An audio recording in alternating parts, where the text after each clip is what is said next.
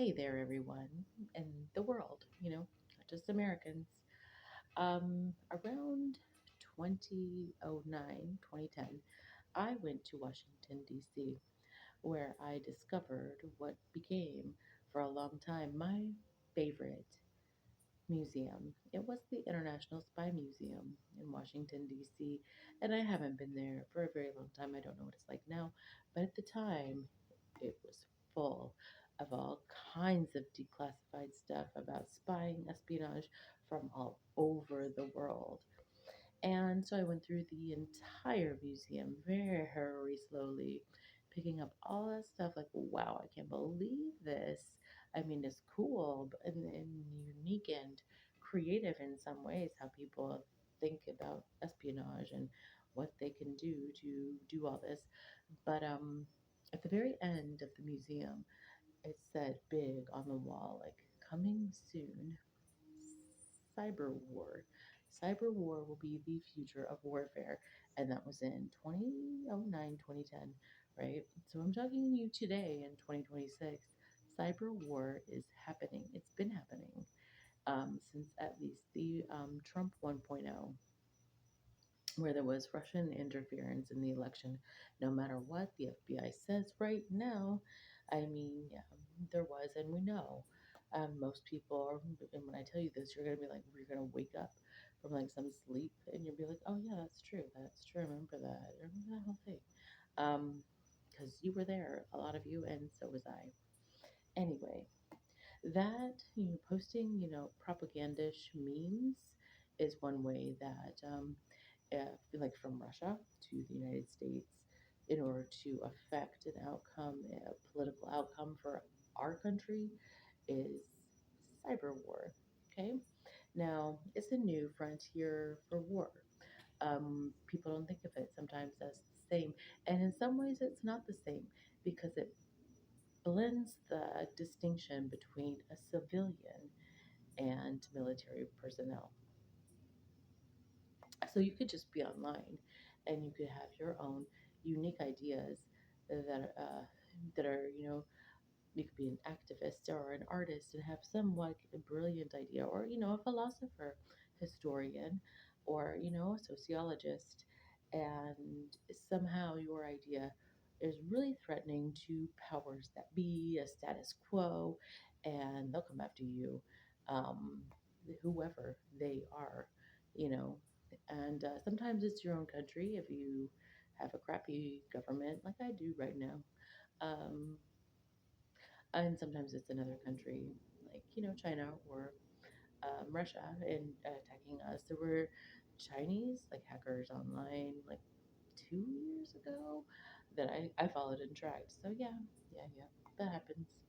So a lot of the trolling that happens is really a lot of times just ideological cyber war. They're trying to fight for an ideology, a set of concepts that they want implemented in the world. Okay, but what they don't know, what they will know now, is that people like me, and there's many of us, people who are real academics these days, philosophers, or anthropologists, historians, English professors, um, poets. We have connections all over the effing world. And so when, say, Elon Musk, who I consider a cyber warrior much of the time when he's doing his little trolling, um, people like him, we have expertise that his little bachelor's of arts degree is like puny against. And so, not only that, we have alliances. We're colleagues around the world. I served on a trilingual international journal that published in English, French, and Arabic. And I handled the English submissions. um, you know, we have people we care about. There are colleagues, there are friends, there are influences, there are mentors. And not only do, like, say, I have a mentor that now currently lives in the United Kingdom, Daniel Calcutt. I worked with him very closely in grad school. and we became, good friends. But anyway, not only that, my first mentor, who I talked about yesterday, Steve Russell, Cherokee Native American, okay? And he was a judge. He was an elected trial court judge for a very long time before he transitioned into academia and made it all the way to a Research One university after he had dropped out of school because his school failed him. As many schools these days are here around here are failing our students. So there is hope, people, parents. If you worry, there is hope. Okay, there is hope. Um, in any event, I thought I'd let you know just a little bit about cyber war. You can look into it for yourself, and there are certain things like technology stuff involved, like I know people are interested in cybersecurity or even artificial intelligence. There's Bitcoin, financial crimes, and just someone hacked into a university that I knew of, and stole a lot of student information. I mean, it's like there's all kinds of stuff like that, and sometimes it's scammers, just bad guys doing bad things. Sometimes it's an actual legitimate government operation from your own or from some enemy, or sometimes an ally. um Allies spy on each other too.